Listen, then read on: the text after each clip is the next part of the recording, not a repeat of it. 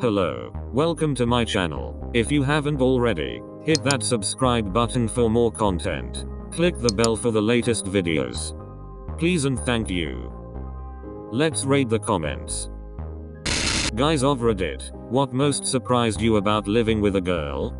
All the damn hair ties and bobby pins I find around the house. I actually found some bundled together, took a picture and told my wife they were evolving. Never found hair ties but a lot of bobby pins. Never found bobby pins but a lot of hair ties. Never found a girl. There was so much f***ing hair in the drain that for a second I thought somebody's pet ferret got loose. Why am I finding another person's hair in my sack? Wrapped around the head of my dick under the foreskin. How the hell? Easy fix. Get less jobs. That's not easy. I'm addicted. Better fix. Teach her how to give better jobs that do not involve strangling your crown jewels with her hair. Edit. Typo. No way. Hair jobs are dope.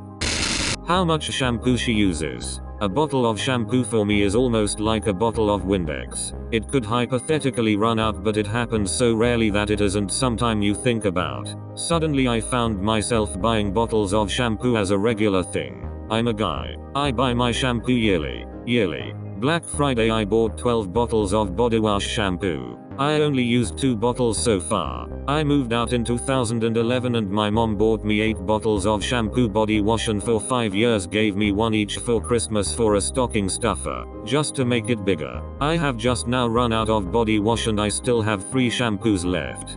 Keep in mind that for the past few years she hasn't given me anything. I've never bought it in my life. Watching her get ready in the morning and watching her undo that at night was like watching a city rise and fall every day. This is pure gold. How many products she feels are necessary to keep readily accessible right on the sink counter. Amen. I have deodorant and shaving cream. She has an alchemy lab. To be fair, you never know when you're going to need to brew up an elixir of invisibility at a moment's notice. Meanwhile, the one day she doesn't use, then you will ask something like, "Are you okay? You look sick or something." I was surprised she wanted to have sex as much as I did. We had sex almost every day. It was great. We got married and I got very sick, so it's kinda fallen off a bit, but for the most part there was no downside and there still is none. Even just having company to watch TV with and stuff is great. Dude, my GF sexual appetite was such a surprise to me. I'm the one often trying to get out of it because I don't wanna have sex anymore. It's such a f***ing first world problem though, I swear. Hey man, you can only milk the almonds so much before they get tired. Be getting sore too. My wife had a high sex drive until she had kids. They f***ing fart more than I do. Or they hold them all in and recreate the film Twister when they fall asleep. FML. Yo. Not all girls bro. Clean up your guy's diet. I liked it. A lot. That no matter how many times she rearranges the furniture in our apartment, the layout will never be good enough. How cranky I could get when I'm trying to sleep and she wakes me up by accident. I feel bad and sometimes don't even remember getting mad. Panties soaking in the bathroom sink. The fuck? When we bleed through our pads onto our underwear, we need to wash them with cold water ASAP unless the blood will stain the panties forever. Wait, is it cold water? I've been using hot water, I feel dumb. You should. Hot water will set stains like and blood. It's because hot water denatures the proteins and makes them impossible to get out. Always use cold water for getting out any type of stain. Also, 3% hydrogen peroxide. That shit is legendary for getting stains out. Motherfucker would rather be scalped than clean her room, aside from a somewhat clear walking path from the door to her bed. I still love out of her though. Or, that's adorable. Nice to read something like that. Quite honestly, the improvement in my quality of life. It crazy the things that I do now or buy now because of my wife. How spending that little bit extra on the nicer products or spending a little longer doing something around the house has such a big impact on how I feel at home. The body heat when you're in bed together. I can't take it. I lay on top of the covers with the AC on while she's freezing underneath them. Sugar and spice and everything nice is a bullshit slogan. Y'all can be just as nasty as us dudes. There was a lot more crying than I was used to. We bleed out of our vaginas for about a week every single month. Did you think we'd be just okay with that? On dates I loved the attention. Living together I wanted to have space. Freaking hell. Wouldn't leave me alone. How much toilet paper they use. Holy shit. One pack of Charmin used to last me 6 months. It isn't that we are profligate with it. We have that whole additional function that requires its use. When she gnawed through the restraints.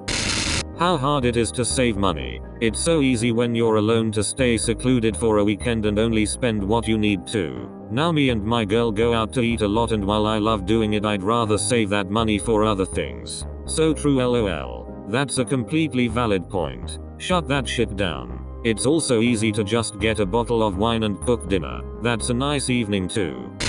The little stickers they have to put in their knickers sometimes. LOL. I have a hard time keeping up with the range and frequency of emotions that are expressed. And there are so many words. Honestly, the decorating prowess. 1. How much bathroom space they take up. 2. How much hair goes down the drain, and when it clogs up, they deny it's theirs. Even if you have short hair and the plumber holds up a foot-long clump of hair. My wife.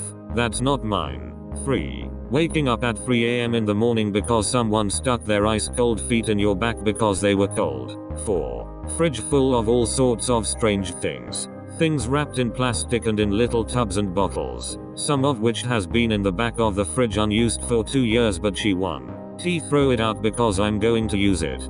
5.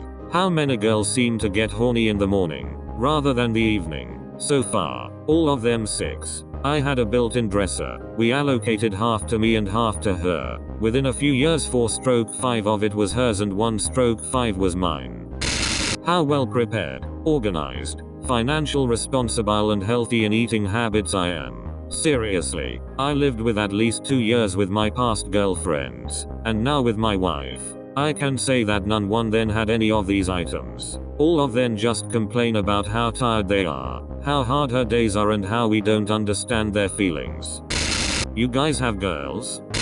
This might just be me, but when it comes to the sink I like to do the dishes ASAP. I hate a full sink, it just bothers me. My roommate always just leaves them. I'm not sure if that's a girl thing or normal thing, but that surprised me, I guess. Believe it or not, they poo too. How big of an issue they make over the frickin' toilet seat. I can understand why we men should make sure the seat is up when we piss. We are not the best with our aim, and I would not want to sit on a toilet seat that has been pissed all over. I get it. But then sometimes I do not remember to put the seat back down. This is an entirely different matter, causing what can only be best described as the splashdown. In cases such as this, I should at least be given an A for effort for putting the seat up in the first place. And here is a bit of advice. How about looking down first, before sitting down? And another thing, what is the big deal about which direction the toilet paper should be placed on the roller? You should close the lid before you flush anyway. Yes, everybody should be closing the lid for sanitary reasons, and then everyone is slightly inconvenienced to open it to the correct degree that fits their purpose. Everybody looks, everybody closes, nobody falls in.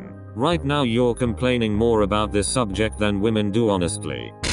How much she used the F word. I put a jar on the counter and said, every time I hear you saying it, you're putting $1 in it. It put a halt to that after a couple of weeks, especially when she found out it was going to my fund. That I'm the clean one. Growing up I was always made to believe I was messy and unclean. Then I moved out of my parents' house and in with my girlfriend with my own room. And I keep my space really clean. But I walk into my GF's room or back to my parents' house and it's like a bomb went off. Wait, you get your own room? I get a small closet, about a foot deep. Same here, and half of a shelf in the medicine cabinet. Their stuff takes over everything. Seriously, everything. See that dresser with 6 drawers? Throw everything away of yours that doesn't fit in 2. See that new second dresser you just got? That's when more clothes just randomly show up. All your stuff fit into 2 drawers anyway. You weren't using the other 4. See that nice chest that has only a few things in it? You will never see them again. They will be buried. See that bathroom that has only the essentials? Be prepared to accidentally knock shit over just brushing your teeth. See that bookcase with only a few things on it? Look, I painted this glass bottle blue. I know it was recycling and has 0 value, but now we are going to display it until the end of time. I'll just squeeze it up over here. Forget about under the bed space. Forget about closet space. Forget about your own space. Your home is not yours. Also, Petite women can snore like an obese 60-year-old man with sleep apnea. What do you think? Drop your comments down below. Till then, keep on raiding on.